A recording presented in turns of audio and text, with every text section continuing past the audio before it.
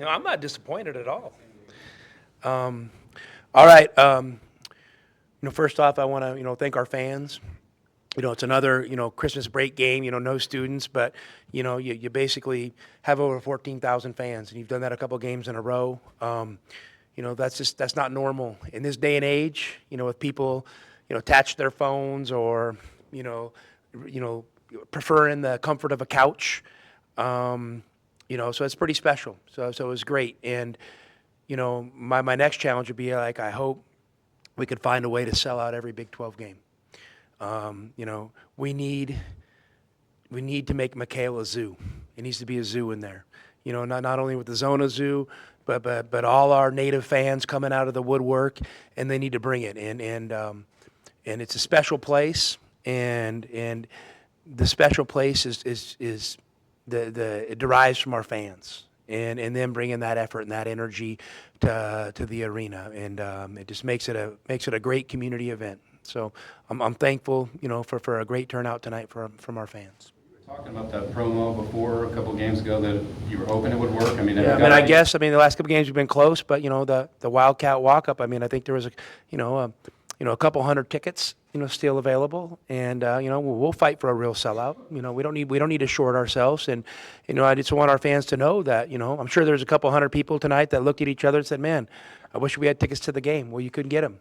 Come wait in line. If you're not able to buy them online, come wait online. Come wait in line, and let's make it a thing where, everybody gets to be a part of it, and that's what we want. What do you think you guys got most out of this game in terms of the opponent for preparing? Well, we played a really good team, and South Dakota State. I know they're a really good, mid-major program that has a opportunity to win their conference every single season. Has been to numerous NCAA tournaments. I don't know the exact number. I just know I've played against them in the tournament, and it always seems like their name's there. And they've got a great lineage of coaches. Going back to TJ, and their guy now is at Drake. And this new guy, he's doing a great job. I'm sure he's the next up and comer in that region, and he'll be coaching at a higher level school someday. So I was just really impressed with their physicality and the effort they played with. We weren't able to kind of just push them out of the way. They fought back, and it was a really physical game, and that was great. It's exactly what we needed. We welcome that, and we know that's that's going to be the norm night in and night out going forward as we head into conference play. About the preseason, obviously you did really well, and just how you got through it. Yeah, it went well. I'll let you guys be the judge, of how good it went, and I'm not good at comparing one thing to the next. I'm just, right now, thankful we beat South Dakota State, and I'm going to get ready for Utah. But what I will say, it went well from the aspect I knew we were going to get challenged early, and we found a way to get through those games. On the W side, they didn't come easy. We learned a lot about ourselves, and then we were able to kind of come home after, those first 4 or 5 games and really kind of reset and really start our build, I thought. And I feel like the month of December, we got a lot better. And so I like how it's set up with the challenges early that we found a way to get through. We had some practice time in December. I thought we responded and got better.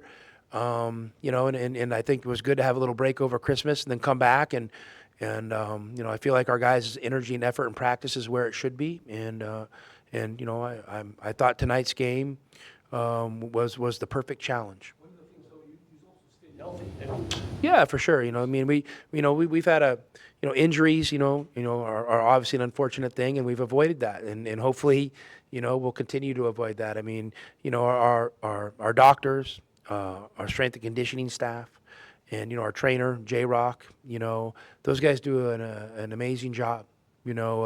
Of working with me to help us manage it the right way.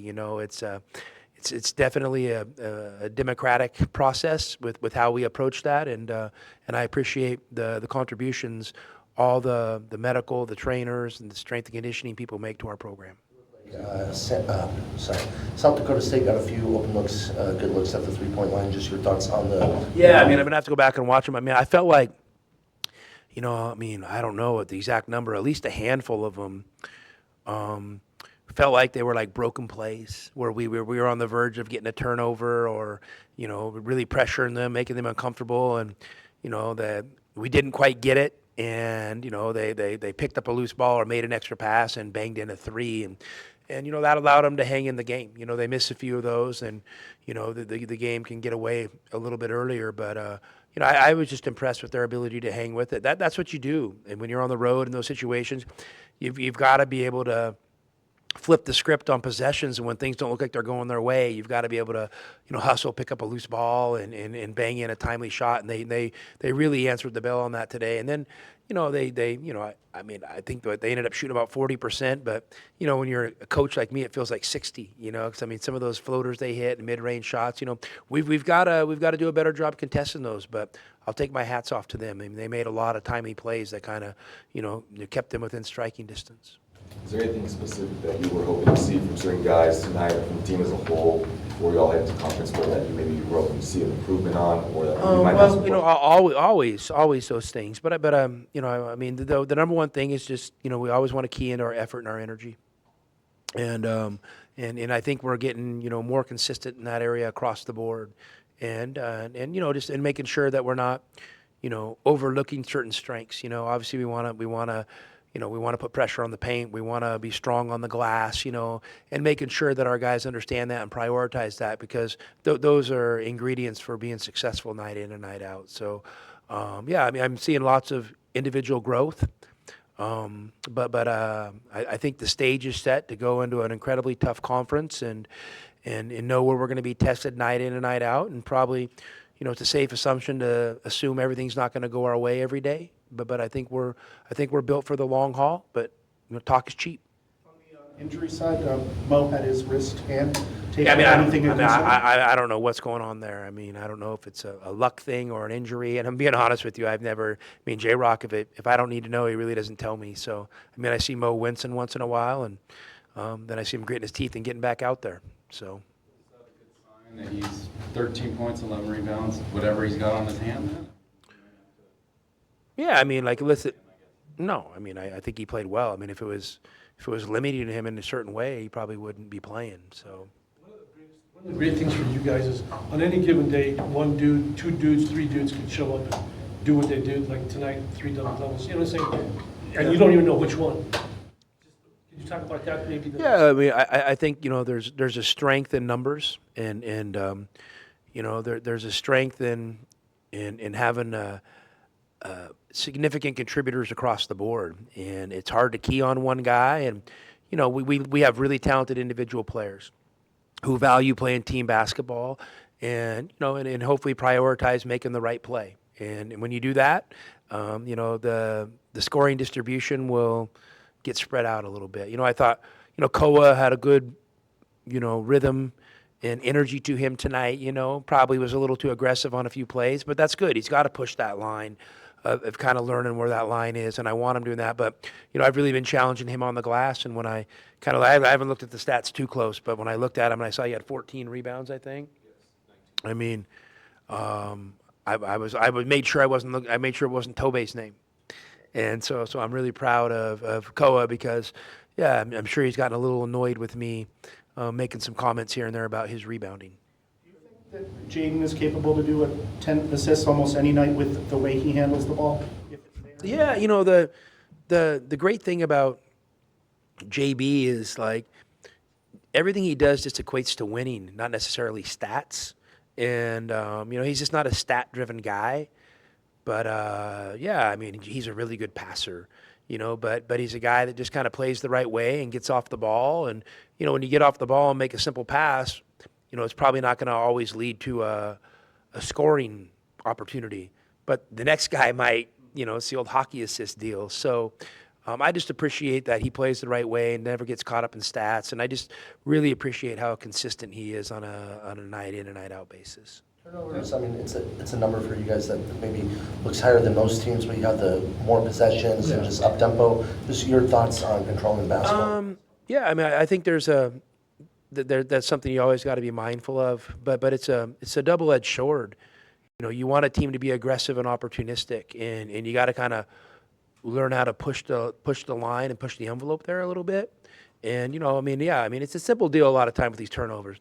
A lot of the time is you just look across the board, and if everybody takes one mistake away from, their performance that night, it might cut 3 or 4 turnovers down, and now you're where you want to be, you know. But I mean, I think we also had a high number of assists tonight, right? So that's the kind of the give and take there. You don't always, you know, in life, in people, in the game of basketball, it's a package. It's really hard at the end of the day to isolate it down to a single variable and just get locked in on that, because there's so many give and takes out there. Like if you're really conservative, you don't turn the ball over, well, you might not get many assists, you might not score many points. If you are a crazy team and shoot quick every single time, you probably don't have any turnovers because you're getting shots on goal. You know, there's just lots of ways to look at it. So we want to have possessions that have real value and give us a real opportunity to put pressure on the defense. And sometimes, you know, you cross the line there and you'll turn the ball over a little bit. And so we'll always be mindful of that. But I like where we're at with, you know, how we're starting to move in the offense. Now we got to, you know, figure out if we can just tighten a few things up. Go ahead. Well, just talking about this, the contributors you had, 3 guys with double-doubles, Tobe just missing this time apparently. Does that surprise you at all, or does it matter even? 3 double-doubles? Yeah, you got 3 guys and Tobe wasn't.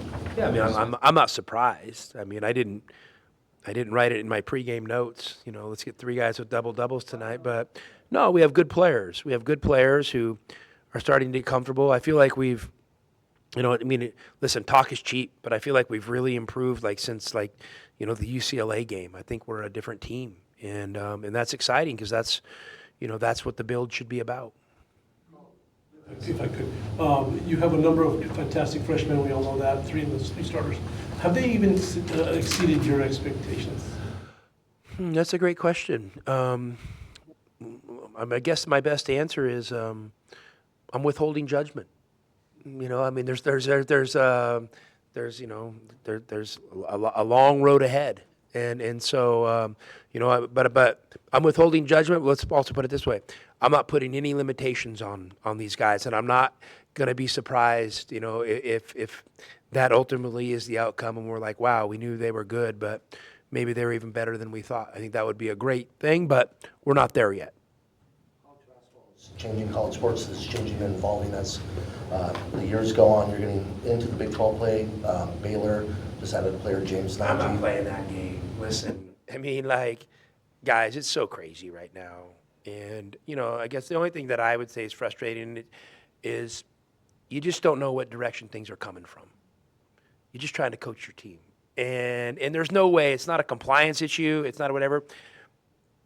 Why doesn't everybody know what's going to be allowed and what's not going to be allowed? Why are we surprised by things? And maybe that's a me fault for having my head in the sand and not being on social media. I could admit that could be a me fault, but like, man, I think it should be a little more obvious what is going to be allowed and not allowed. I mean, that to me, like, if you're talking about a real level playing field, let's start with that. This is almost as crazy as a couple years ago when they said double transfers weren't going to be eligible. So we literally had a guy in the NCAA office sit in my office, tell us, don't recruit double transfers. This is in the summer. They're not going to be eligible. They're going to deny all the waivers. Okay, we didn't recruit double transfers.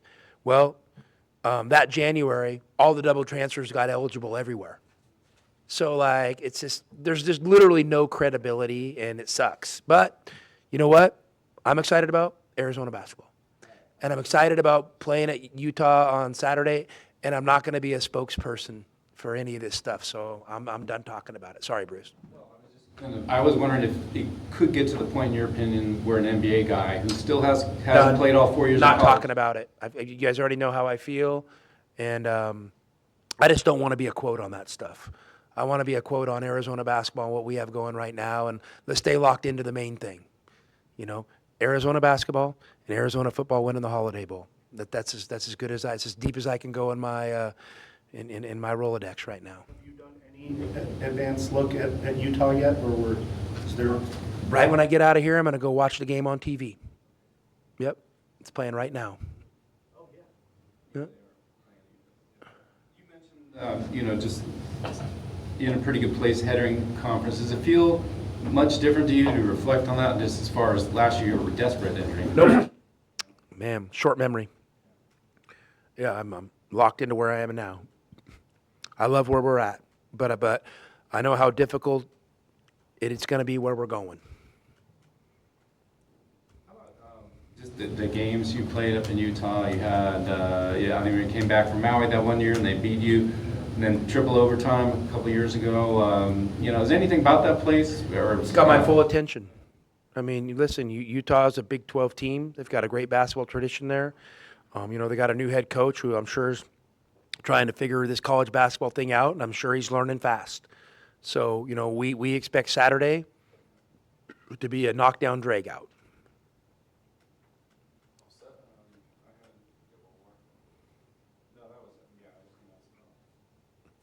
Thanks, guys.